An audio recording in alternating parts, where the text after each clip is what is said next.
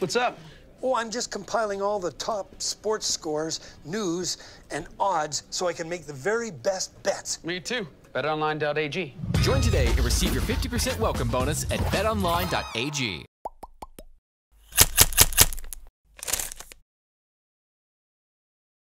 NHL playoffs are right around the corner, and we are here to talk about it all. I'm Sierra Goodwill with Jimmy Murphy here at TD Garden.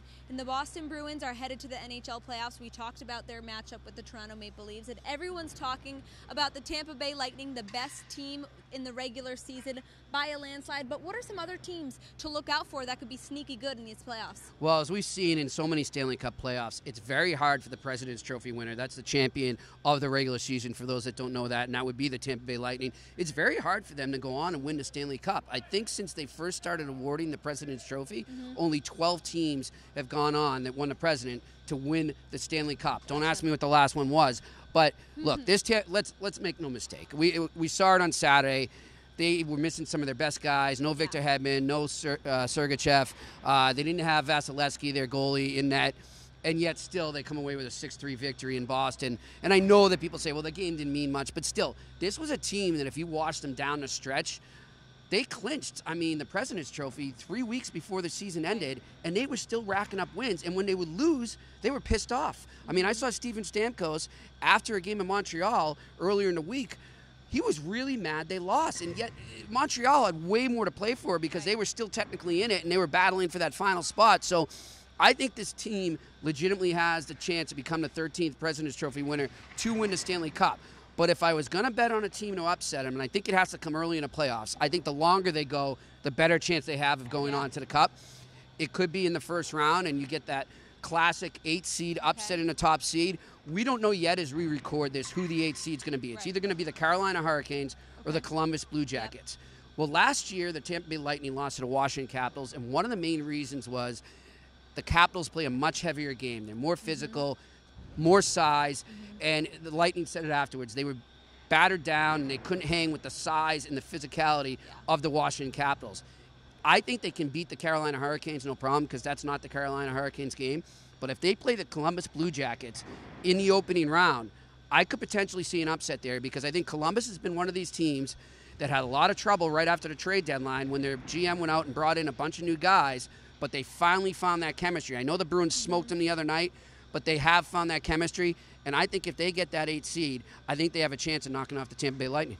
This segment is powered by 1 in 100. Enter to win tickets for less than a price of a beer. Head to clnsmedia.com/Celtics raffle. Your first entry is always free. And aside from Tampa Bay, it is kind of anyone's chance at that Stanley Cup. Yep. And if the Boston Bruins survive Toronto, it's hard to talk about hypotheticals, but they would face Tampa Bay. If Tampa survives, though. If Tampa also survives, and we saw kind of a preview of that on Saturday. Granted, some players were taking some rest because it was the last regular season game.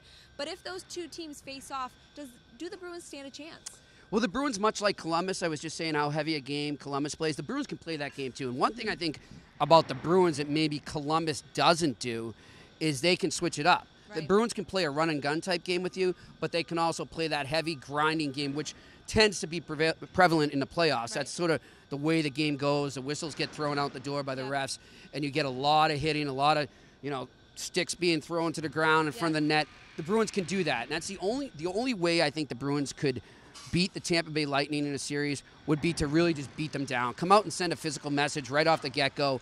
Get to their guys like Kucherov and Stamkos, which is very hard because they're so fast. That's the only way they could do it. But if I'm looking at teams right now, we talked about the East there. I want to go out west, Sierra, and I'm going to give our listeners maybe a little dark horse there. Maybe you want to go to one of our sponsors there, betonline.ag.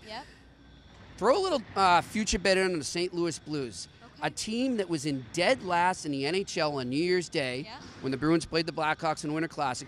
Dead last. They fired their coach. They made some moves, and then they call up this goalie, Jordan Binnington, who actually had a cup of tea here in Boston, or in Providence, rather.